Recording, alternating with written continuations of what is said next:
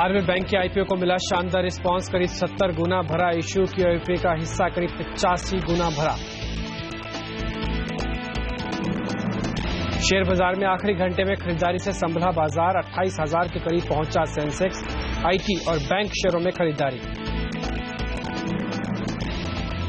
माल भाड़ा बढ़ाने को लेकर रेलवे की सफाई, सिर्फ कोयले की ढुलाई पर माल भाड़े में बदलाव। 200 से 700 किलोमीटर की दूरी तक भाड़ा 8 से 14% बढ़ा।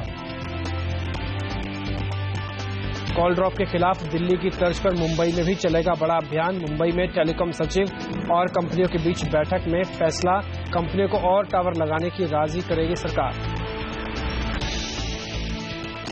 महंगे घरों को नहीं मिल रहे हैं खरीदार, बिना बिके लग्जरी फ्लैट का लगा अंबार। मौजूदा स्टॉक को बेचने में लगेंगे 4 साल।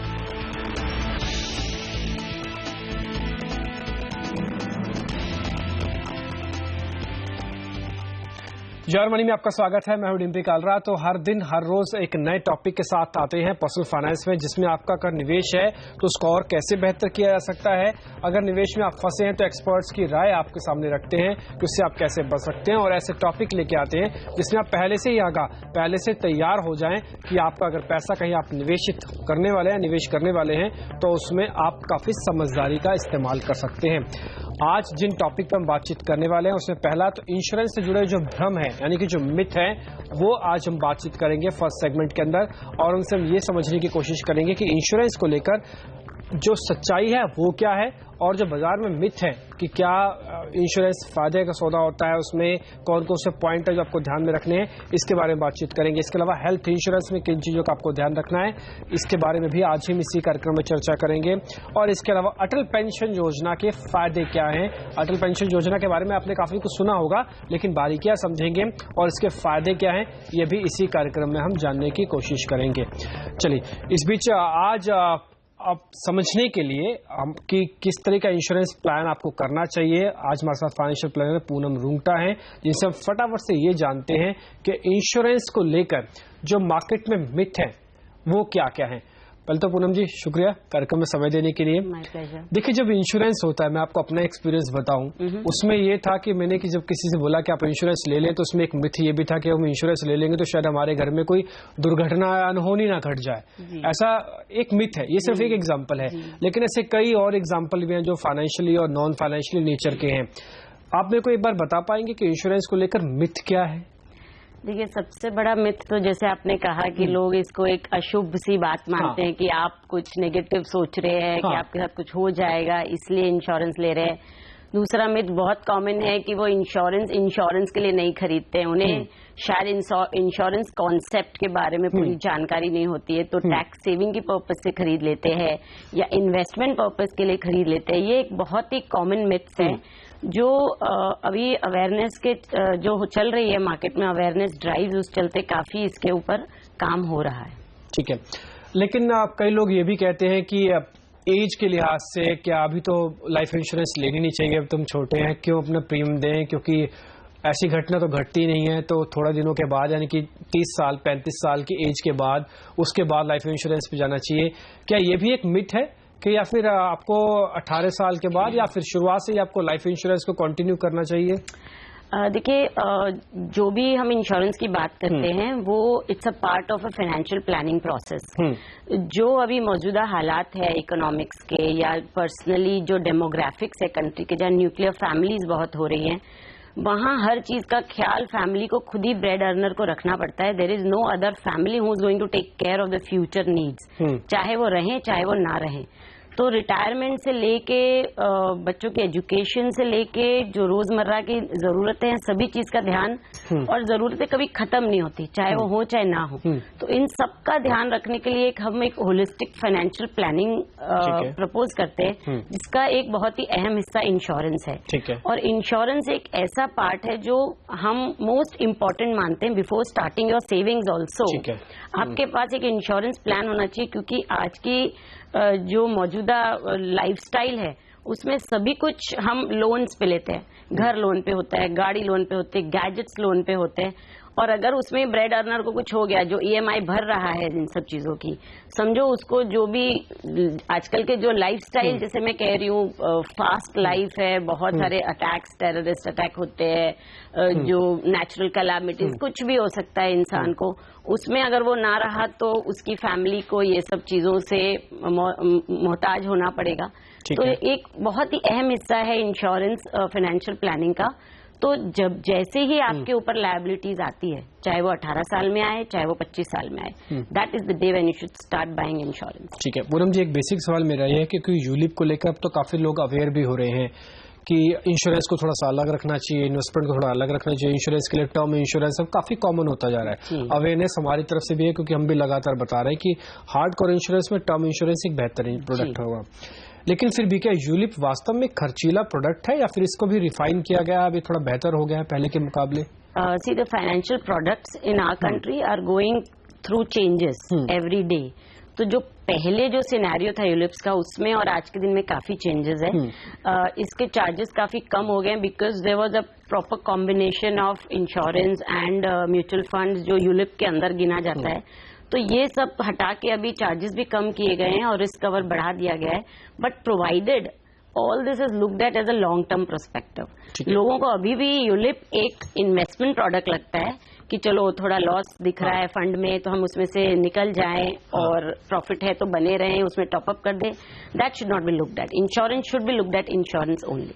एक और चीज जो काफी हद तक इंश्योरेंस के लिए भी अपने आप में एक चैलेंज है कि जब हम अंडर सेक्शन 80C देखते हैं, जिसमें हमारे को करीब 1 लाख की छूट मिलती है, उसमें n नंबर ऑफ कैटेगरीज रहती हैं कि आप यहाँ लगाएंगे तब भी आपको 1 लाख मिलेगा। उसमें इंश्योरेंस का ही अपने आप में कॉम्पिटिटर बन जाता है ELSS या कोई और ऐसे प्रोडक्ट जो इंश्योरेंस के ही कॉम्पिटिटर है। उसमें क्या करते हैं कि लोग इंश्योरेंस में न जाके ELSS ले लेते हैं। लोगों को पता है कि ठीक है हमारा पैसा सेफ भी होगा, इसमें टैक्स की छूट भी मिलेगी। उसमें भी ये मान के चले कि अगर सेक्शन 80C है तो आपका एक इंश्योरेंस होना ही चाहिए, क्योंकि अगर आप 80C भर रहे हैं तो इसका मतलब आप अर्नड भी है, इनकम भी है, तो आपकी लायबिलिटी भी होगी। तो एक इंश्योरेंस का एक प्रपोर्शन वो कितना होना चाहिए परसेंटेज के लिहाज से, अगर अंडर सेक्शन 80C है जिसमें 1 लाख की छूट मिलती है? अगर आप एक रियलिस्टिक उसका एक ये देखें बाइफिकेशन, तो एटलीस्ट 50,000 to 70,000 आप insurance premium for the whole family आप उसमें इंक्लूड कर सकते हैं, जिसमें प्राइमरीली एक अच्छा खासा रिस्क कवर होना चाहिए, नॉट फॉर द इन्वेस्टमेंट और टैक्स सेविंग पर्पस। और बाकी PPF है, ELSS है, इस तरह के जो अलग अलग डिफरेंट है, because it should be diversified eight all times. कई लोग सिर्फ इंश्योरेंस प्रीमियम से 80C खत्म कर देते हैं, कई सिर्फ PPF से खत्म कर देते हैं। ऐसा ना होके उसको इक्वली डिवाइड करके डाइवर्सिफाइड रखना चाहिए at all times, so that you get all kind of cover at in your whole life. ठीक है, तो इस बीच आनंद हमारे साथ जुड़े हैं अपना सवाल पूछने के लिए। सवाल जब के सिलसिले को भी हम हाथों हाथ शुरू कर देते हैं ताकि आपके जो सवाल है वो आप एक्सपर्ट से पूछ सकते हैं। आनंद जी नमस्ते, अपना सवाल पूछें आप। मुझे ये पूछना था कि मैंने अटल पेंशन योजना ले रखी है और मैं एक सरकारी कर्मचारी हूँ। बहुत बेहतर बात है। और मैं हर महीने 990 रुपया अटल पेंशन योजना में मेरा हेलो, हाँ जी सुन रहा हूँ आपको, मैं सुन रहा हूँ जी, प्लीज बोलिए। अटल पेंशन योजना में 990 रुपया प्रति माह निवेश करता हूँ। ठीक है। क्या मुझे 80C के तहत इस पे टैक्स छूट मिलेगी कि नहीं? ठीक है, बेहतर सवाल है। काफी सारे लोगों के मन में ये सवाल होगा जो आप पूछना चाहते हैं। मैं आपकी तरफ से पूछ लेता हूँ आज के मेहमान पूनम रुंगटा से। पूनम, एक तो अटल पेंशन योजना के बारे में आप थोड़ा सा बताएं, क्योंकि इस पॉलिसी के बारे में, इस योजना के बारे में इनफैक्ट काफी लोगों ने नाम सुना है, लेकिन थोड़ी और क्लैरिटी की भी जरूरत है। दूसरा, अंडर 80C की सजे हुई छूट चाहते हैं कि इसमें मिल जाएगी नहीं मिलेगी। और एक और चीज जो मैं ऐड ऑन करना चाहता हूँ, क्या 990 रुपए बहुत है या फिर इससे ज्यादा भी होने चाहिए इस तरह की स्कीम्स के अंदर? देखिए, जो अटल पेंशन योजना नरेंद्र मोदी जी की शुरू करी हुई एक मुहिम है जिसमें हर एक को रिटायरमेंट बेनिफिट मिले, it is specially aimed at unorganised sector. यानी जो नीचे तबके के लोग हैं जिनकी बहुत हाई इनकम नहीं है, उनके लिए सेव पेंशन जैसी स्कीम में सेव करना थोड़ा मुश्किल बन जाता है। और जो इनकम टैक्स पे नहीं करते हैं, ये सब उनके लिए है। और इसमें गवर्नमेंट ने इसमें प्रपोज किया था, अगर आप 15 दिसंबर 31 तक इसमें इन्वेस्टमेंट शुरू करते हैं तो गवर्नमेंट भी इसके अंदर 1,000 रुपए मैक्सिमम अमाउंट तक इसमें कंट्रीब्यूट करेगी। और इसमें कंट्रीब्यूशन का जो अमाउंट होगा उसमें आपको 80cc-D के तहत आपको टैक्स छूट भी मिलेगी। It was a very nice scheme started. इसका बेनिफिट जरूर सबको लेना चाहिए। और इस स्कीम में मतलब अगर आपको कोई और तरीके से पेंशन, यानी हर कंपनी में जब आप जॉब करते हैं तो हर कंपनी में कोई न कोई तरीके की इस तरह की रिटायरमेंट बेनिफिट, EPF तरीके की चीजें होती है। अगर उसमें आप कवर्ड नहीं है तो आप अटल पेंशन योजना की फायदा उठा सकते हैं। ठीक है, वैसे उनका नाम अटल बिहारी वाजपेयी है जो भी आप बोलने वाले थे। अच्छा, एक चीज मैं और जानना चाहता हूँ कि अंडर सेक्शन 80cc-D छूट तो मिलेगी टैक्स की, ये जितने पैसे हम डालने वाले थे क्या उतनी ही रकम में सरकार पैसे डालेगी, यानी कि इक्वल अमाउंट होगी? नहीं। और दूसरा ये आप बता रहे थे कि 2015 तक ही था स्कीम, ये अभी भी हम अगर डालना चाहते तो गवर्नमेंट डालेगी या फिर ये खत्म हो चुका है? गवर्नमेंट के डालने का जो टाइम पीरियड दिया था वो खत्म हो गया। बाकी आप इसमें शुरू कर सकते हैं अभी भी। ये एक डेफिनेट पेंशन प्लान था, यानी इसमें आप 1000 से लेके 5000 तक की रकम नक्की कर सकते कि मुझे कितनी पेंशन चाहिए। According to that backward calculation से आप कंट्रीब्यूशन कर सकते हैं और जो आप कंट्रीब्यूट करते हैं उसके ऊपर टैक्स छूट मिलती है। ठीक है, तो 1000 से लेके 5000 के बीच में रकम थी, लेकिन जो सरकार की तरफ से जो पैसा आना था जितना वैसा आप डालते, यानी कि सरकार जो अपने अकाउंट से पैसे डालती, वो ऑफर कह सकते हैं वो खत्म हो चुका है। हाँ, लेकिन आपको टैक्स छूट मिल जाएगी, इस चीज से आप निश्चिंत रहें। लेकिन उस सेक्शन थोड़ा बदल जाएगा, अंडर सेक्शन 80C नहीं होगा बल्कि अंडर सेक्शन 80cc-D के तहत आपको एक छूट मिल जाएगी। चलिए, वक्त एक छोटे से ब्रेक का होने वाला है, लेकिन आपको इससे पहले व्हाट्सएप का नंबर बता देते हैं जहां पे आप फोन करके पर्सनल फाइनेंस से जुड़े हुए सवाल पूछ सकते हैं। नंबर है 704522, यानी कि 704522। बाद में आप 40 जरूर लगा दें, उसके बाद ये व्हाट्सएप नंबर आपका कंप्लीट हो जाएगा। जहां पे पर्सनल फाइनेंस से जुड़ा हुआ कोई भी आपका सवाल है उस पर हम चर्चा करेंगे। और जब ब्रेक के बाद लौटेंगे तो हम बातचीत करेंगे हेल्थ इंश्योरेंस से जुड़े हुए मुद्दे की, यानी कि हेल्थ इंश्योरेंस में कितना जरूरी है और इसमें अलग अलग सेगमेंट कितने होते हैं। इस सब से जुड़े हुए जितने भी सवाल जो आपके मन में चल रहे होंगे, कोशिश करेंगे डिस्कशन के जरिए ये सवालों के जवाब आपको दे पाए। नंबर आप नोट कर लें, स्क्रीन के नीचे इसलिए में फ्लैश होता रहेगा। फिलहाल वक्त एक छोटे से ब्रेक का है।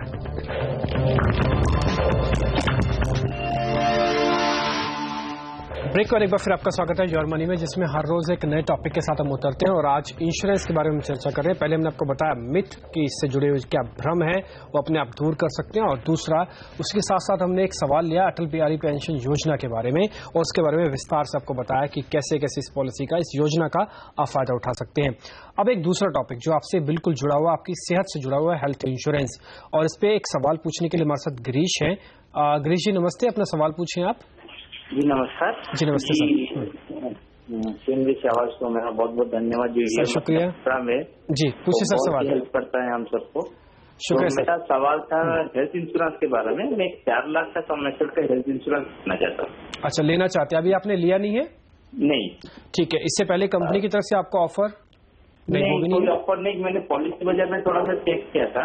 अच्छा, और ऐसा कुछ मैंने डिटेल में नहीं पाया, क्योर नहीं हो सका, तो फिर मैंने थोड़ा कंफ्यूजन है, इसलिए मैंने भेजा था। बेहतर बात है, काफी सारे लोगों का ये सवाल होगा हेल्थ इंश्योरेंस के बारे में, तो यही पूछते हैं।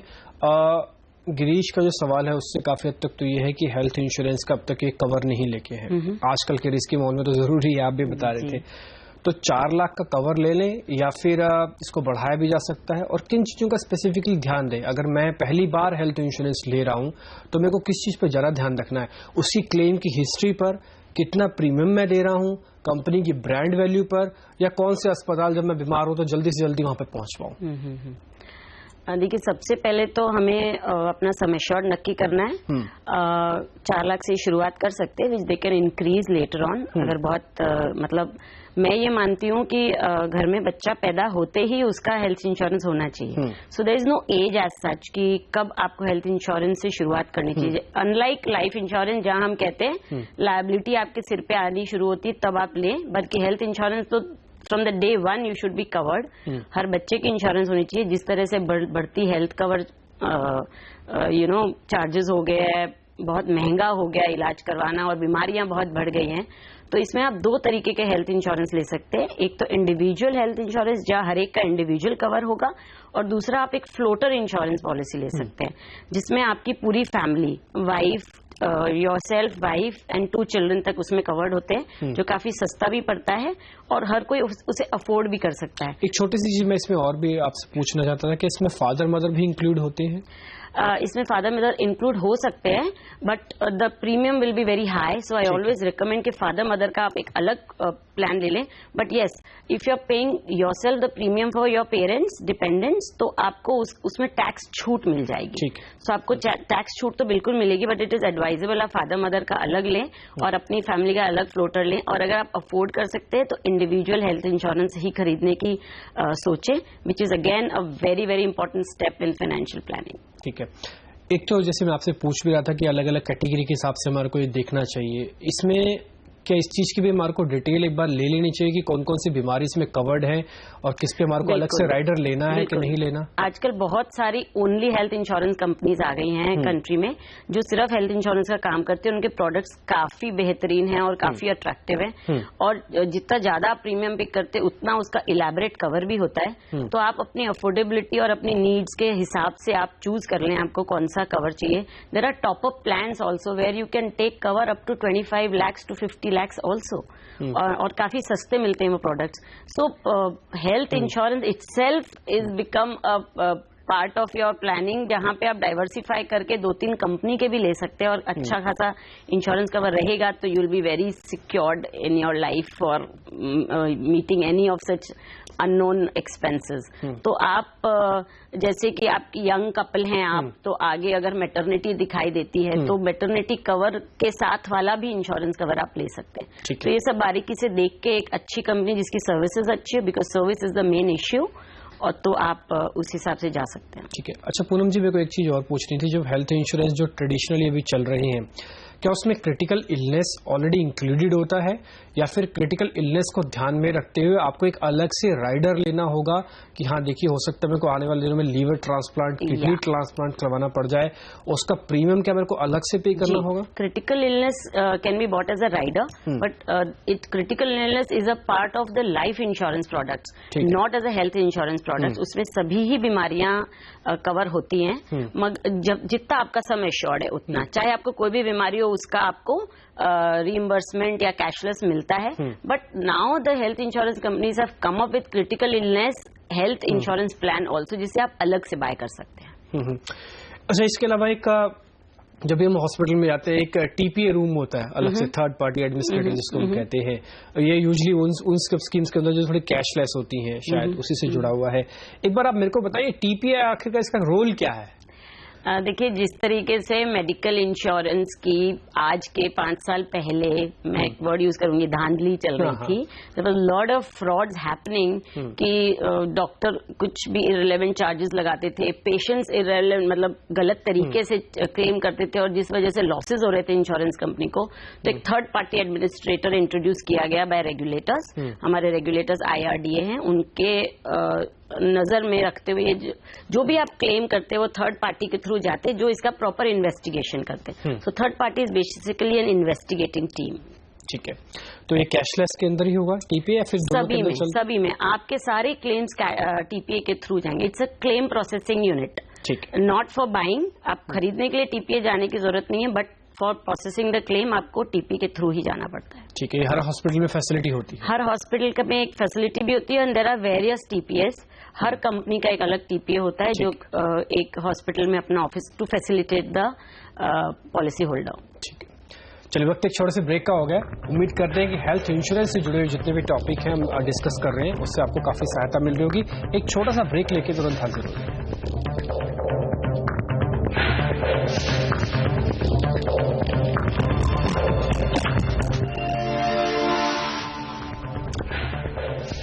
चार मनी में आपका फिर से स्वागत है। और एक और सवाल हमारे को मिला अखिलेश मिश्रा का। इन्होंने अपना प्रोफाइल भेजा है कि इनकी उम्र करीब 35 साल से ज़्यादा है और सरकारी एम्प्लॉई हैं ये, और 31,500 रुपया पर मंथ के हिसाब से इनकी इनकम भी है। ये अपनी पत्नी के लिए टर्म इंश्योरेंस एक प्लान करना चाहते हैं, और ये चाहते हैं कि करीब 40 साल के लिए 1 करोड़ रुपए तक का टर्म इंश्योरेंस इनको मिल जाए, कवर, यानी कि 1 करोड़ का कवर और 40 साल का एज हो। तो ये जानना चाहते हैं स्पेसिफिकली कौन सी कंपनी का टर्म इंश्योरेंस बाय करें? देखिए, सबसे पहले तो to give the correct solution to this, मुझे ये जानना जरूरी है कि इनकी पत्नी भी क्या कमाती हैं। If she is a part of the family expenditure, यानी उनकी कमाई से फैमिली के खर्चे अगर चलते हैं या उनके नाम से कुछ लोन्स रीपेमेंट होते हैं, कुछ EMIs बंधे हुए हैं, तब वाइफ के लिए टर्म इंश्योरेंस लेना ठीक होगा. Otherwise it's nothing. I mean, it will be a waste of money for the family. देखिए बहुत सारे plans available है, but आपके लिए कौन सा plan suitable है वो आपको जानना जरूरी है. That a professional can help you. आपके दोस्त ने कोई plan लिया है या आपकी दोस्त की पत्नी के लिए plan लिया है और आपकी पत्नी को भी लेना चाहिए, ये जरूरी नहीं होता है. अगर आप कंट्रीब्यूट नहीं करते फैमिली एक्सपेंडिचर में तो टर्म कवर आपके लिए बिल्कुल भी जरूरी नहीं है. और वैसे अगर टर्म कवर लेना है तो इन्हें खुद के लिए लेना चाहिए जो फैमिली की पूरी खर्चा चलाते हैं. तो मतलब ये खुद से एक फ्लोटर ले लें जिसमें अपनी वाइफ को इंक्लूड कर सकते हैं insurance. There is no floater in a life insurance. Floater concept is there only in health insurance. Life insurance individually ही लिया जाता है. तो ये अगर वाइफ नहीं कमाती है तो मैं बिल्कुल रिकमेंड नहीं करूंगी. तो फिर ये इंश्योर्ड कैसे होंगी इनकी वाइफ को वैसे इंश्योरेंस का कॉन्सेप्ट होता है कि उनके न रहने पे जो फाइनेंशियल्स, घर के फाइनेंशियल्स पे कोई अगर असर पड़ता है तो ही इंश्योरेंस ली जाती है. So basically, one who is not contributing to the income of the expenditure of the family, उसे इंश्योरेंस के लिए प्रीमियम भरने की जरूरत नहीं है. और अगर इनकी फैमिली, इनकी वाइफ कमाती है तो ये 1 करोड़ का इंश्योरेंस बिल्कुल प्रपोज कर सकते हैं. Basis her income and bases her health conditions, insurance company will reject और एक्सेप्ट द प्रपोजल. ठीक है, शुक्रिया आपका कार्यक्रम में जुड़ने के लिए. आपने बहुत ही सरल भाषा में समझाया कि यहाँ हेल्थ इंश्योरेंस का कैसे फायदा है. अटल बिहारी वाजपेयी की जो योजना है उसके बारे में भी आपने बताया. शुक्रिया आपका कार्यक्रम में जुड़ने के लिए. एक बार आपको फिर से बता दें, आप भी इस कार्यक्रम का हिस्सा बन सकते हैं, अपना सवाल पूछ सकते हैं, एक्सपर्ट्स की राय ले सकते हैं. अगर आप कहीं फंसे हैं तो उस पर एक्सपर्ट्स आपको बताएंगे. आप नीचे जो फ्लैश हो रहा है नंबर, ये व्हाट्सअप नंबर है 704522, बाद में 40 लिखे. नंबर आपको याद हो गया होगा. इस पर अपना सवाल भेज सकते हैं. इसके अलावा आप चाहें तो ईमेल के जरिए भी अपने सवाल भेजें, लेकिन उसके अंदर ध्यान रखें थोड़ी फाइनेंशियल डाटा, यानी कि जो भी आपने इन्वेस्टमेंट किया है, एज, उम्र, ये सब चीज लिखें और वो भी आप भेज सकते हैं. MF पे @moneycontrol.com पे इस पे आप भेज सकते हैं अपने सवाल, और व्हाट्सएप नंबर पे भी भेज सकते हैं. फिलहाल इस कार्यक्रम से इतना ही. नमस्कार.